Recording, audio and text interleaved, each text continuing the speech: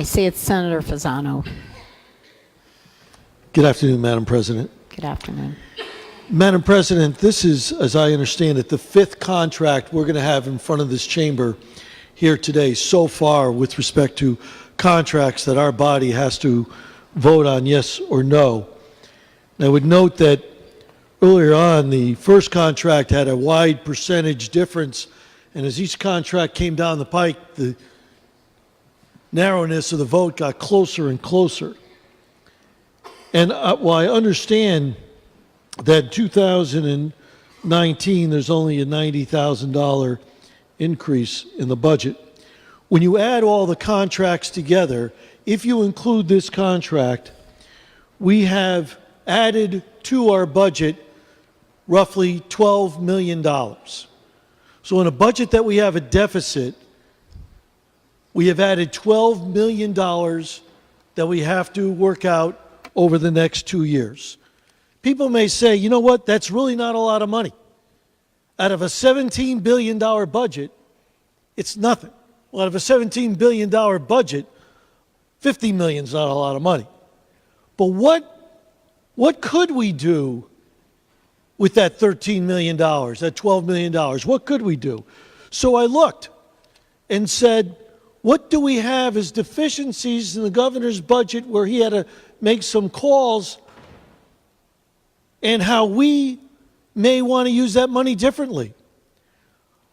Our Connecticut community colleges have a $9 million hit. Well, $12 million would pay for that. Our mental health. We just had some press conferences in this building about mental health. That was cut $4 million. Well, maybe we could use this money for our mental health. Care for Kids. Every year we do something good for Care for Kids, which is a program I believe wholeheartedly in.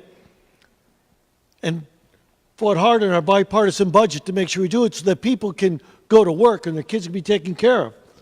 We wouldn't be able to continue our pledge of adding money for Care for Kids. We're talking at a time that this contract before us adds a 3.5% COLA increase each and every year. But yet, in the governor's budget, we are removing the cost of living increase for the blind. We're moving the cost of living increase for the disabled. We're removing the cost of living increase for TANF in lieu of a new contract that we could reject. We talked about, just the other day, we heard about the nursing homes, and they're going to go on strike. If we did a 1% increase in our nursing home, that would cost us under $12 million, 11.8. Wouldn't it make more sense to put money in those programs I just talked about?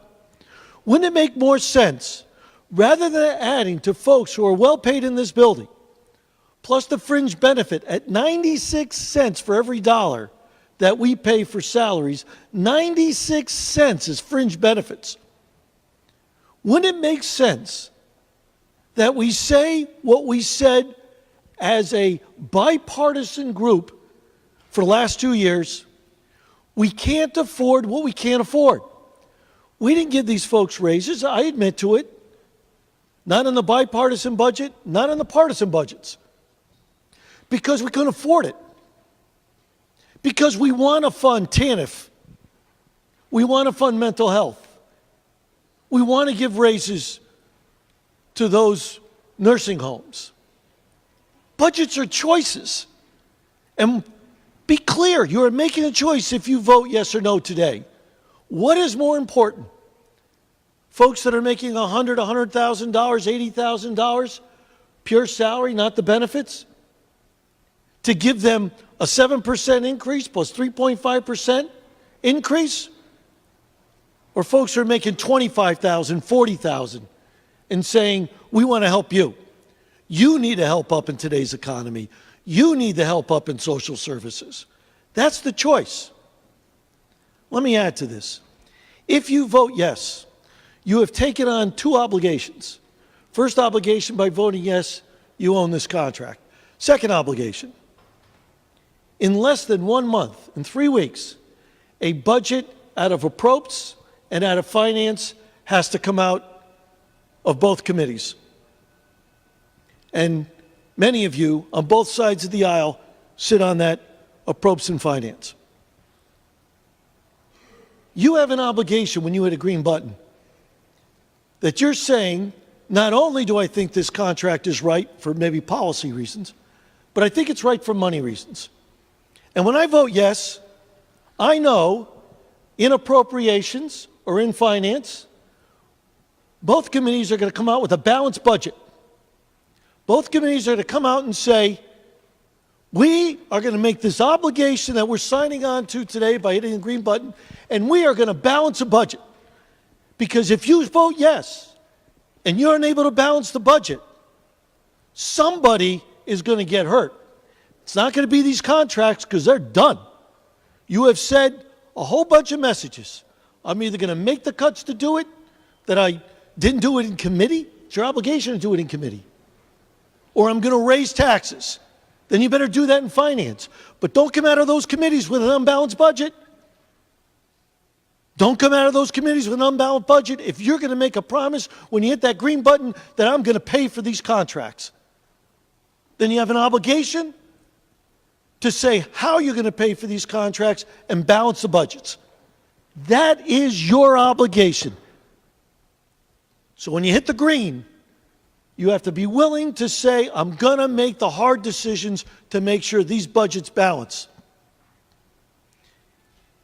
We are denying people that we have made promises to every year. Every time we increase a cost, a fixed cost, we deduct our discretionary funding. How many of us have stood in front of IDD, the adult disabled families, and said, we'll get you off the waiting list? We promise we're going to move you off the waiting list. This is $12 million further from moving those people off that waiting list. That's what it's about. It's easy to say yes. It's tough to say no. But when you say no for the right reasons, people get it. They understand. Because there's people who need more help than others. And I mentioned who those people were. Madam President, I'll be voting no on this contract. Thank you.